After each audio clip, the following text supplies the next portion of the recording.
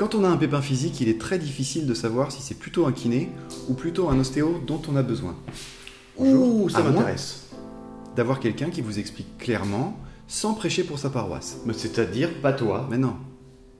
Mais non, mais c'est... Bah attends. Aujourd'hui, je vous indique les raisons qui indiquent clairement que vous avez besoin d'un kiné plutôt qu'un ostéo. Ah, bah donc, Non. donc kiné, c'est mieux Non, qu'ostéo. mais si tu veux pas comprendre, tu ne... Bah, tu dis kiné. ne peux pas comprendre. Bah attends. À la fin de cette vidéo, je prends mon agenda et je vous illustre toutes ces raisons en vous donnant les Ah, exemples ça des patients que j'ai vus cette c'est une bonne semaine idée, ça. en kiné et en ostéo. Ça va? C'est mieux ça? Oui, bah ça c'est pas mal. Ça va?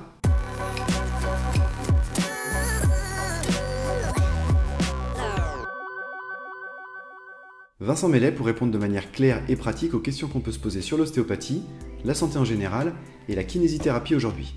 Comment savoir si vous avez besoin de kiné ou d'ostéo quand vous avez un problème physique? Pour répondre à cette question, je vais me baser sur ce qu'est l'essence même de la kiné, en étant un petit peu borné. Pourquoi?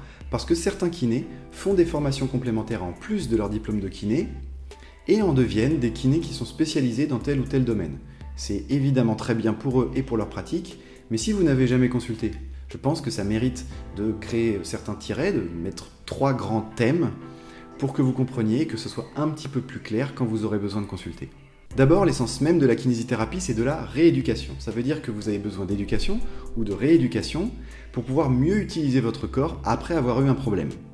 Si vous avez un problème de peau, vous allez consulter le dermato. Si vous avez un problème de cœur, vous allez consulter le cardiologue. Si vous allez vous faire opérer du genou, vous allez consulter l'orthopédiste, l'anesthésiste. Bref, en kinésithérapie, c'est la même chose. Il y a 3 grands domaines médicaux dans lesquels la kinésithérapie est une option de traitement. D'abord, on a le système cardio, respiratoire et vasculaire. On parle donc de réhabilitation cardiaque, de réhabilitation respiratoire. On parle de réentraînement à l'effort, de réathlétisation. Et ça touche aussi tout ce qui est drainage. Le drainage bronchique, le drainage quand on est encombré, c'est ce qu'on appelle la kiné-respi, et tout ce qui est drainage lymphatique. Pour vous prendre mon exemple, tout ce qui touche au drainage lymphatique, c'est quelque chose que je ne maîtrise pas trop, quelque chose que je ne connais pas bien, et donc je ne le pratique pas. Quand un patient m'appelle en me disant j'ai besoin de kiné pour du drainage lymphatique, je réoriente vers un de mes collègues, ou une de mes collègues, qui est spécialisée dans le domaine. Le deuxième grand domaine, c'est la neurologie. En neurologie, il y a un nombre incalculable de pathologies qui vont avoir des conséquences physiques. Pour prendre des exemples, les plus fréquents, on va avoir Parkinson, toutes les conséquences des accidents vasculaires cérébraux, donc hémiplégie, hémiparésie. On va avoir la sclérose en plaques, etc., etc. Généralement, jusque-là, il n'y a pas trop de confusion. Cardiaque, respiratoire, vasculaire, pathologie neuro. Généralement, à ce moment-là, kiné, ostéo, on ne confond pas trop.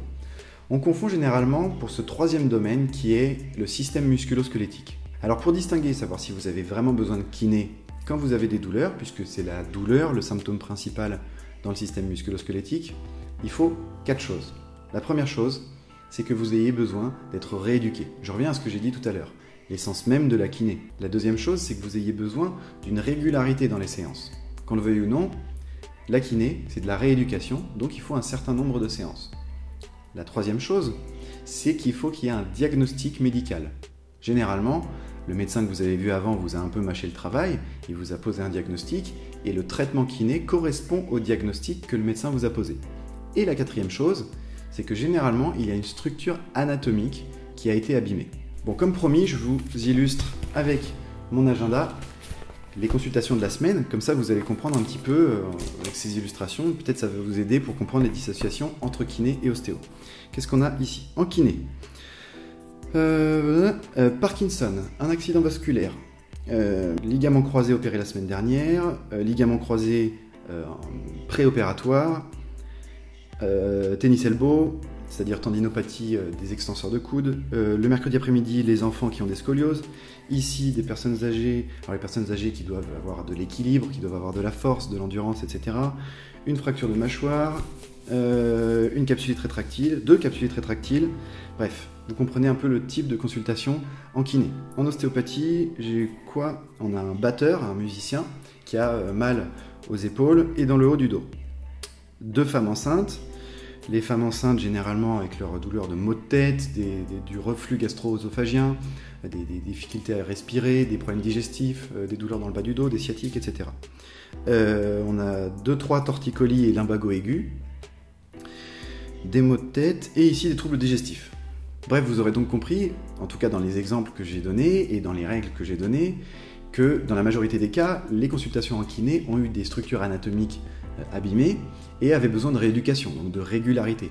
Alors que les consultations en ostéopathie, c'est ce qu'on appelle des troubles fonctionnels. La femme enceinte, c'est pas une maladie.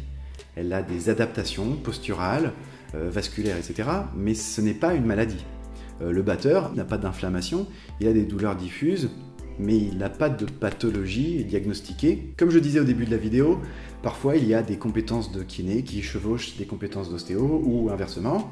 Et il y a aussi des motifs de consultation qui sont particulièrement difficiles à ranger dans une case. On ne peut pas forcément trancher facilement. Mais l'objectif de cette vidéo, c'est pas de ranger les gens dans des cases ou de mettre les pathologies dans des cases. L'objectif de cette vidéo, c'est que vous ne traîniez pas pendant des semaines vos symptômes et que vous ayez plus de connaissances pour pouvoir choisir si vous avez besoin plutôt d'un kiné ou plutôt d'un ostéo. J'espère que dans cette vidéo, j'ai pu répondre aux questions que vous vous posiez. En attendant, moi, j'ai une question à vous poser. Est-ce que vous avez déjà consulté un kiné alors que vous aviez besoin d'un ostéo ? Et pareil, est-ce que vous avez déjà consulté un ostéo alors que vous aviez besoin de voir un kiné ? Laissez-moi vos réponses dans les commentaires ou vos anecdotes. En attendant la prochaine vidéo, on se rejoint sur Instagram, sur Facebook et bien sûr sur YouTube. Et en attendant, prenez bien soin de vous.